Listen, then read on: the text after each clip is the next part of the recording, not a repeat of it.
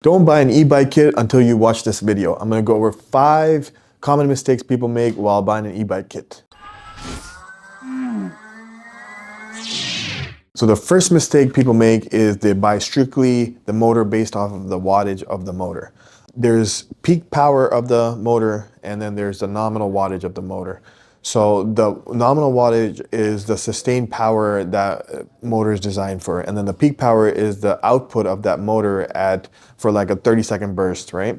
Some distributors advertise peak powers, some advertise it as nominal. So our kits are always nominal. So our Magic Pi is 1,000 watts nominal. It can peak at 1,500 watts. So if you see a distributor advertising 1,500 watts, it's the same thing as 1,000 watt nominal, generally speaking. So my point is to know the difference between the peak power and the nominal power and know what you're getting. Also, when you just look at the wattage of the motor, you have to make sure the battery can accommodate that power. So a good example is the CYC X1 Pro. And I see this all the time. The customers, when they contact us, they're like, I want 5,000 watts of power. I'll get the X1 Pro and I'll get this battery from XYZ place, right? It doesn't work that way because it needs a certain battery to be able to handle the X1 power of the X1 Pro. So the battery needs to be able to discharge a certain amount of amps for the wattage to be 5,000 watts. So what people do is they'll buy the X1 Pro and then they'll buy a battery that's 52 volts and that can discharge 40 amps max, right? So 50, just rough, loose math, 50 times 40 is 2,000 watts of power. So watts is volts times amps. So that's about 2,000 or 2,500 amps, watts of power that it can deliver, and the CYC can go up to 5,000. It's not necessary that you use the 5,000 watts. You can buy a CYC X1 Pro and have it that, you only want to use 2,000 watts of power. But, generally in customers' minds, they want to use the whole 5,000 watts of power, but they won't be able to achieve it with the battery like that. So they would need to bump it up to a 72 volt battery with at least a 60 amp discharge. 72 times 60, I'll have to do the math, but I'll put it on the screen, and then you'll get, I think, about 4,500 watts of power out of that with a 72 volt battery and a 60 amp discharge. So even higher than that. So you have to make sure the battery is appropriate and can handle the wattage that you're desiring. So mistake number 2 that I see quite often is choosing the wrong battery. One of the things is you want to make sure that the battery you select is compatible and will give you the desired results that you want with your motor. And the second thing is that you want to make sure that you don't buy a really cheap battery. You don't want to go out and buy the cheapest battery you find on any random Chinese website.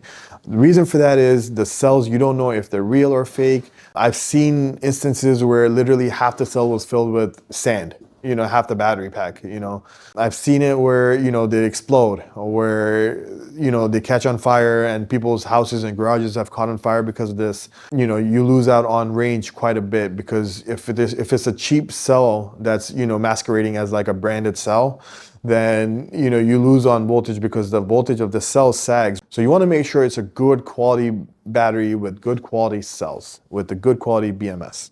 So mistake number 3 that I see quite often is know your dropout or bottom bracket size before ordering.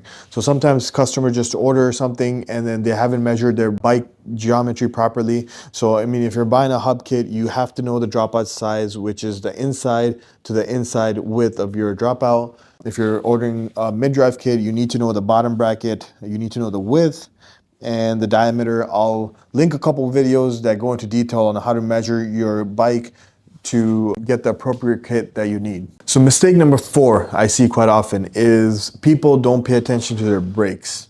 Generally speaking, if you have hydraulic brakes, you're fine.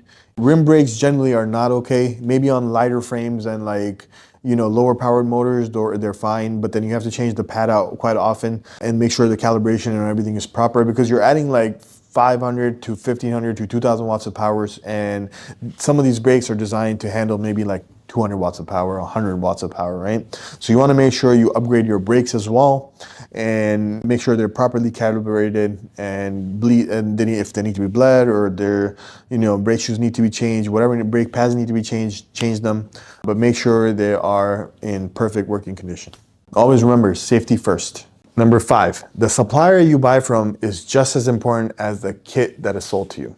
So you can find hundreds of different kits and so many different options, but you want to go with somebody you can trust and somebody knows what they're talking about. If you go to like a third party website, you know, like a Chinese website, and just order from there because that's the cheapest price you see, you can certainly get that. But getting support for your kit, having instructions, having somebody to help you if you need any help putting it together, if something breaks 3 months down the line, somebody to cover a warranty, somebody to help you, you know, diagnose the issue 3 months, 6 months, a year, 2 years down the line is far more important than saving $100 upfront. So having a really good, reputable vendor behind you, when something breaks, they take care of warranties and they take care of, you know, any issues. They have a dedicated support team to handle any technical issues that come up is very, very, very important.